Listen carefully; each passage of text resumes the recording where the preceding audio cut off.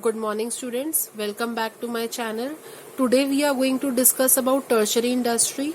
I hope you are very much thorough with your previous industries that have been discussed in the previous videos regarding primary, genetic and extraction, secondary for manufacturing and construction, and the 4 parts of manufacturing industry. Today we are going to start with tertiary industry. Tertiary industry is also called as service industry. Why is it called as service industry?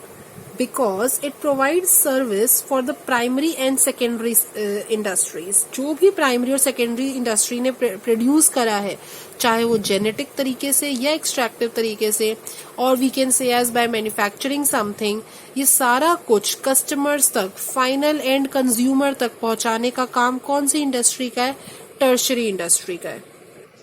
और सिर्फ पहुंचाने का काम ही नहीं, जब ये काम in primary और सेकेंडरी ने शुरू किया था तो उसको शुरू करने के लिए भी जो फाइनेंस की ज़रूरत पड़ी थी, जो पैसा ज़रूरी था उन्हें, प्लस उसका जो रिस्क कवर करना था कि पैसा डूब ना जाए जितना भी लगाया है, covering the risk, insurance and transportation, लोगों को बताना कि इसने इस चीज़ को बना लिया है, एडवर्टाइजमेंट करना, ये सारे काम टर्शरी इंडस्ट्री के हैं. सो प्राइमरी सिर्फ बना रही है, सेकेंडरी भी सिर्फ बना रही है, टर्शरी उसको अवेलेबल करा रही है और वो बनने के लिए हेल्प कर रही है. So tertiary industry is actually a helping industry. ठीक है, they are helping both primary and secondary industries in order to get a smooth flow of goods and services.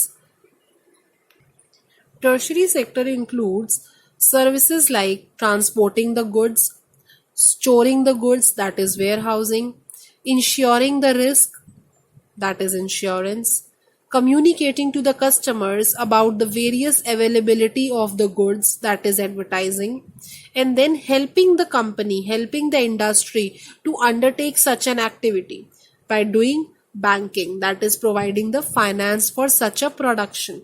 तो ये सारे काम टर्शरी इंडस्ट्री के हैं. कौन से काम? 5: transportation, warehousing, insurance, advertising and banking. All these topics of service industry would be again undertaken in a topic named as auxiliaries to trade. हम इस टॉपिक को दोबारा से कवर करेंगे ऑक्सिलरीज टू ट्रेड में, क्योंकि बिल्कुल ही सिंपल आइडेंटिकल तरीके से, एग्जैक्टली सिमिलर तरीके से ये 5 सर्विसेज हेल्प कर रही हैं एक और टॉपिक में which is known as auxiliaries to trade. इसको हम एक और नाम से जानते हैं, that is known as aids for trade. Aid मतलब आपने किसी चीज के लिए हेल्प करी है, एड मीन्स हेल्प. तो helping in trade are known as auxiliaries to trade. These 5 services are known as aid to trade or auxiliaries to trade. So by far we have covered all the topics of industry. क्योंकि tertiary industry का जो last topic था, all दो services आप देख सकते हैं auxiliaries to trade में कॉमर्स के अंदर लिखा हुआ है. तो यहाँ हम अपना इंडस्ट्री कंप्लीट कर रहे हैं where primary is done, secondary is done and tertiary is also done, which will be again repeated in auxiliaries to trade. So now we come to the another part of business, that is commerce. Industry हम कर चुके हैं, अब हम commerce में आते हैं. What do you mean by commerce? Commerce refers to buying and selling, that is trade of goods and services on a large scale between people of different countries and states. जब हम किसी भी चीज को exchange करते हैं, buy and sell करते हैं in terms of money, then it is known as commerce. There are 2 type of activities in commerce. One is trade and one is other that help in trade. एक का नाम क्या है? Trade, और दूसरे का aids to trade. So आप जिस कॉमर्स स्ट्रीम में हैं, आज आपको उसका मतलब पता चला है. What is commerce? कॉमर्स एक वो चीज है जो उन सारी एक्टिविटीज में हेल्प कर रही है जो कि जरूरी है, जो कि नेसेसरी है for buying and selling of goods and services.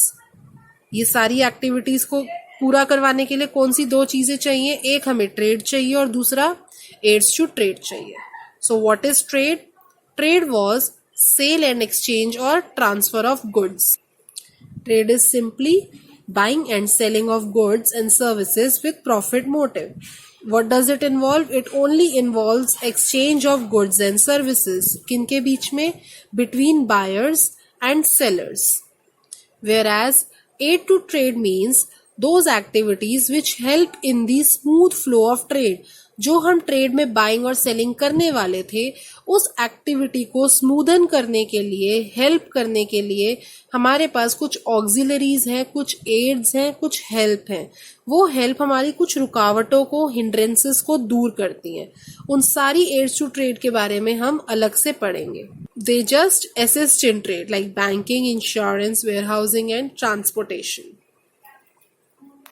First we should look for trade. What is trade? Just buying and selling of goods with profit motive. हम यहाँ क्या कर रहे हैं? या तो buy कर रहे हैं या सिर्फ sell कर रहे हैं. So when we are buying and selling, we can either do it in our internal boundaries like internal trade. जब हम अपने देश के अंदर ट्रेड करते हैं तो हम उसे इंटरनल ट्रेड बोलते हैं, या हम उसे बाउंड्री के बाहर कर सकते हैं, that is known as international trade.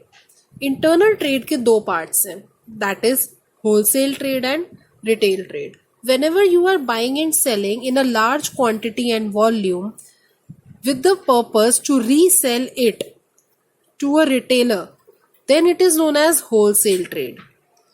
Whenever in a geographical boundary or home country we are buying large quantities of goods directly from the manufacturer and store it in large warehouses and then sell it to the smaller quantity to retailer, then it is known as wholesale trade. जब हमने अपने ही देश के अंदर manufacturer से सामान खरीद कर उसको बड़े बड़े कारखानों में या गोदाम में, दैट इज वेयर हाउस में रखा हुआ है ताकि हम उसको बाद में रिटेलर को बेच सके, हम उसे तब होलसेल ट्रेड बोलते हैं. वेयर एज रिटेल ट्रेड जो है वो होलसेल ट्रेड से छोटे लेवल पे है. It refers to buying goods and services from wholesaler directly and then directly sending these services or providing these services to the ultimate consumer. Wholesaler generally ultimate consumer को ये services नहीं देता. Retailer ये services consumer को देता है, end consumer को, because he is in the direct contact with the customers. He is in personal contact and also keeps a wider variety of goods so that consumers can choose from the products that are available at the retailer's shop. This is all done in geographical boundaries of one country, that is internal trade. Now we move towards the next form of trade, which is international trade, known as external trade. External trade क्या है? It refers to buying and selling of goods and services between different countries and is known as international और foreign trade. इसको हम foreign trade भी कहते हैं क्योंकि ये दो कंट्रीज या दो से ज्यादा कंट्रीज के बीच में है.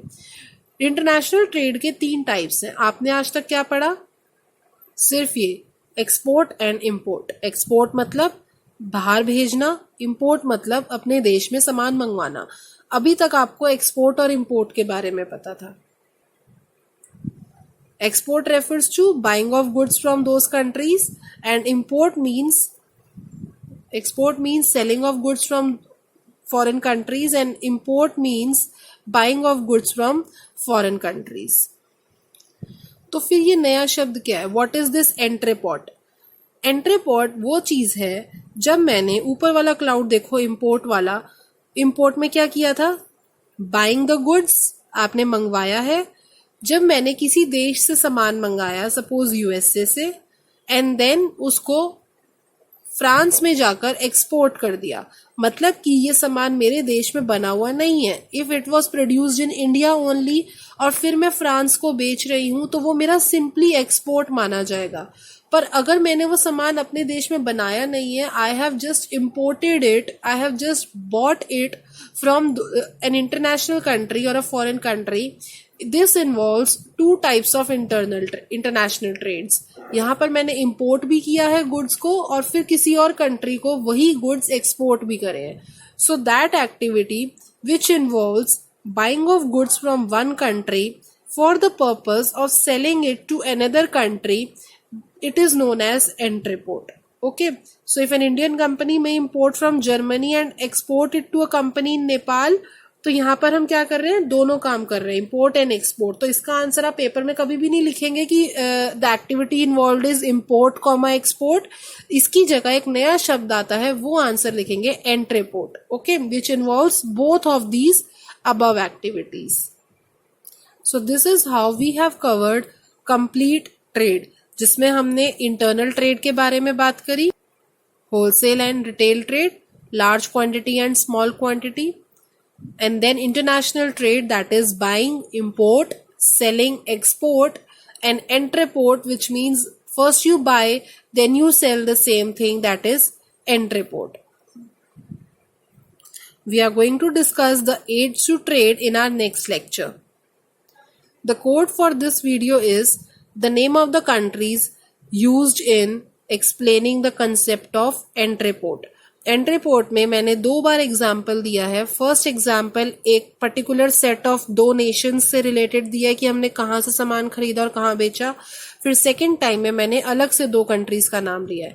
वो चारों कंट्रीज का नाम आप मुझे व्हाट्सएप में मैसेज करेंगे in my personal number. That is going to be your attendance for the day. The name of all those 4 countries that were involved in entrepot while I explained the concept.